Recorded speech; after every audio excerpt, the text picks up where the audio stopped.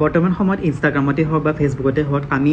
প্ৰায় শুনিবলৈ পাওঁ জেন এক্স জেনেৰেশ্যন বা জেন আলফা জেনেৰেশ্যন জেন জি জেনেৰেশ্যন আচলতে কাক কোৱা হয় কোন হয়নো গতিকে মই এই বিষয়ে প্ৰথম অৱস্থাত মোৰ একো আইডিয়া নাছিলে মানে মই কোনটো কেটেগৰীৰ ভিতৰত পৰোঁ তাৰপিছত মোৰ জানিব মন গ'ল মই গুগলত চাৰ্চ কৰিলোঁ আৰু ভাবিলোঁ আপোনালোকৰ আগতে শ্বেয়াৰ কৰোঁ গতিকে যিসকল লোক 1901 পৰা 1927 এই টাইম পিৰিয়ডত জন্মগ্ৰহণ কৰিছিলে তেওঁলোকক কোৱা হয় দ্য গ্ৰেটেষ্ট জেনেৰেশ্যন 1928 পৰা 1945 এইসকলক কোৱা হয় চাইলেণ্ট জেনেৰেশ্যন 1946 পৰা 1964 এইসকলক কোৱা হয় বুমাৰ্ছ 1965 পৰা 1980 এইসকলক কোৱা হয় জেন এক্স 1981 পৰা 1996 এইসকলক কোৱা হয় মিলেনিয়েলছ 1997 পৰা 2012 এইসকলক কোৱা হয় জেন জি